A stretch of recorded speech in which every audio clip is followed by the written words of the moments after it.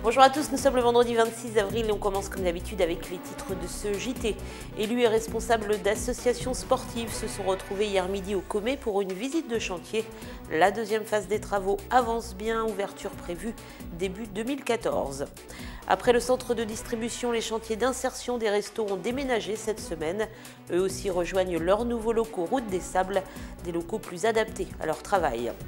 Enfin, ce sont les vacances et les enfants du centre de loisirs s'en donnent à cœur joie sur le thème de l'eau et de l'environnement. Au programme pour eux, fabrication de grenouilles, de stations météo et sorties en bord de mer. Je vous le disais donc en titre, les travaux de la deuxième phase des Comets ont débuté il y a maintenant plusieurs semaines et hier midi, élus et responsables d'associations sportives concernées se sont donc retrouvés sur place afin de faire le point sur ce chantier. Et d'ores et déjà, les clubs sportifs concernés se réjouissent de cette seconde phase. Difficile pour l'instant de s'imaginer ce que sera le futur bâtiment une fois fini, mais les architectes sont unanimes, le chantier des Comets avance bien. Rappelons que cette seconde phase de travaux débutée il y a quelques semaines s'étend sur plus de 1200 mètres carrés et comprendra une salle de gymnastique de 648 mètres carrés et un dojo de 306 mètres carrés, plus un hall, des vestiaires et des bureaux. Le tout sera conçu bien évidemment dans le même esprit que la salle actuelle et en liaison avec elle. Il y aura des passages entre les deux, c'est-à-dire que le fait qu'un visiteur puisse voir à partir des coursives les salles sans gêner donc les gens qui y sont et qui font leur sport. Donc c'est dans cet esprit-là, et sachant que l'entrée sera la même entrée et que pour aller du côté où il y a le basket, le handball et les autres sports, on pourra venir du côté gymnastique et du côté donc dojo exactement de la même manière, par la même entrée, dans le même esprit, avec la même ouverture et la même clarté. Le dojo servira bien évidemment aux 300 licenciés des clubs de karaté et judo, deux associations très impatientes de fouler leur nouveau tatami, d'autant que tout a été fait en étroite liaison avec eux. Pour tout ce qui est équipement évidemment de la salle, hein, comme par exemple laisser une petite, pour le karaté spécifiquement, une petite surface en parquet pour pouvoir travailler tout ce qui est kata, qui est spécifique vraiment au karaté par rapport au judo qui n'auront pas d'utilité, avec des miroirs et tout pour pouvoir corriger les gestes techniques. Donc, puis tout ce qui est rangement, les bureaux, on s'est réunis assez souvent avec la municipalité et puis évidemment le club de judo également pour l'utilisation du dojo. Donc conjointement, on a travaillé là-dessus pour pouvoir avoir les équipements qui nous conviendraient. Et même satisfaction, bien sûr, pour le club gymnique. Ah oui, énormément. Ça va faire bientôt 4 ans qu'avec l'entraîneur, M. Bouillet, on travaille dessus, ainsi que la municipalité de Luçon.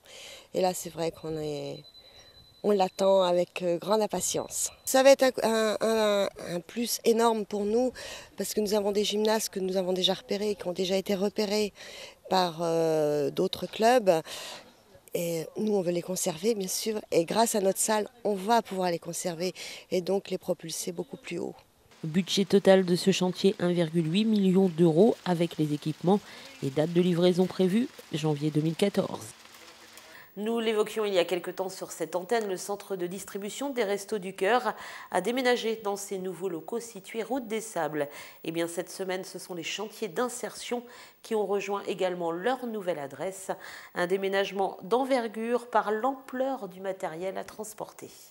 Après le centre de distribution, c'est au tour des chantiers d'insertion des Restos du Cœur de déménager dans leurs nouveaux locaux situés route des Sables à la sortie de la ville. Pour cela, une journée entière aura été nécessaire pour transporter les très nombreuses palettes de matériel. Alors aujourd'hui, effectivement, c'est la grosse partie déménagement. On va déplacer toutes les palettes de matériel que nous avions ici, et on les déplace rue de Gaulle. Dans nos nouveaux locaux, on a quelque chose comme 150, 160 palettes à bouger. Donc les entreprises Marionneau sont avec nous pour faire ça. Ça suppose une logistique importante, un chariot élévateur ici, un chariot élévateur là-bas, une équipe ici, une équipe sur place là-bas à décharger. Beaucoup de travail en perspective pour aujourd'hui. Et bien évidemment, cette seule journée aura nécessité en amont beaucoup de préparation pour tout recenser, trier, étiqueter et emballer. Ça fait déjà plus de 2 mois qu'on est sur le coup, à tout préparer, à tout démonter, à tout ranger, à trier, à parfois jeter des choses qui étaient obsolètes, qui étaient vraiment inutiles. Et malgré tout le tri, malgré tout le rangement, ça nous laisse encore un gros volume à bouger, oui. Autre préparation dans les nouveaux locaux cette fois, où les bénévoles ont là aussi beaucoup travaillé pour aménager au mieux le bâtiment qui les accueillera désormais.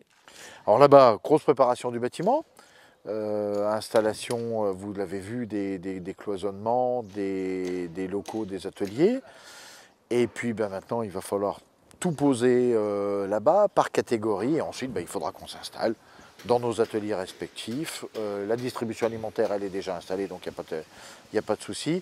On sera dans des locaux plus spacieux, plus lumineux, plus conformes à la réglementation du travail, parce que ça aussi c'est important.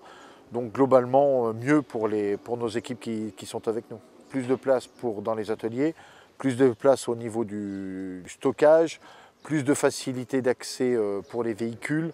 Donc globalement, nettement mieux, oui. Mais tout n'est pas fini et l'installation définitive risque de prendre encore un peu de temps. Personnellement, je pensais à la mi-mai. Mes collègues pensent début juin. Je pense que début juin, on devrait être à 70-80% de la capacité opérationnelle. 1er juillet, les équipes seront au boulot. Il n'y aura pas de problème. Le centre de distribution installé juste à côté a lui réouvert ses portes et ce depuis la mi-avril. Les enfants sont en vacances, ils ont bien de la chance et forcément le centre de loisirs municipal tourne à plein actuellement. Quelques 70 enfants le fréquentent environ par jour et participent aux différentes activités basées cette fois sur le thème de l'eau et de l'environnement. Et au programme, je vous le disais, fabrication de grenouilles de stations météo, mais également sortie en bord de mer. Sensibiliser les enfants sur le thème de l'eau et de l'environnement, c'est la mission que s'est fixée le centre de loisirs de Luçon pour les vacances de printemps. Environ 70 enfants en moyenne sont attendus à la Motte aux Dames et de nombreuses activités leur seront proposées autour de ces thèmes. On repart sur l'eau avec plus un volet environnement-observation de notre entourage, de notre environnement. Nous sommes au bord des marais, donc...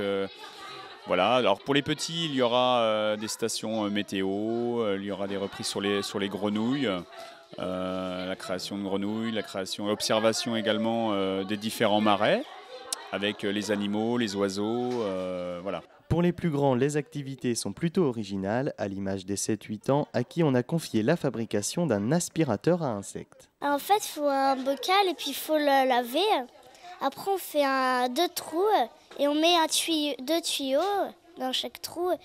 Et on va mettre un petit papier pour pas qu'on aspire l'insecte par l'autre tuyau.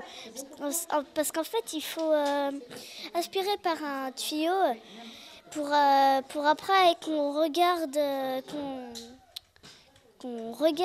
l'insecte. Pour les plus âgés, le centre a prévu la réalisation d'une bande dessinée, mais ce qui séduit le plus les enfants, c'est la peinture. On peint des feuilles et on les remplit de différentes couleurs. Il faut que ça représente quoi ? Toutes les couleurs qu'on a mélangées. Et pour clôturer ces vacances, le centre de loisirs a prévu une sortie, toujours sur ce thème de la sensibilisation à l'eau et à l'environnement. On a souhaité faire une sortie à l'extérieur, donc on va à Jars-sur-Mer, on va exactement sur la plage de Ragounit, et on va donc le matin à programmation pêche à pied. On va découvrir un petit peu tout ce qu'on peut éventuellement voir, éventuellement ramasser. Voilà. Et puis l'après-midi, visite de Jars avec visite de son port. Voilà. Une sortie qui sera l'aboutissement de 2 semaines de travail. Les enfants sont donc sensibilisés de manière ludique afin de porter un autre regard sur la nature. On termine avec la page sportive en basket, dernière sortie pour le LBC qui joue donc son dernier match de la saison à Dax. Il sera toutefois beaucoup question de basket dans les jours qui viennent puisque le club organise du 6 au 12 mai prochain au Comé, justement, un camp national de National 2 à Pro B, un événement sur lequel nous aurons bien évidemment l'occasion de revenir très largement puisque nous sommes partenaires de cet événement.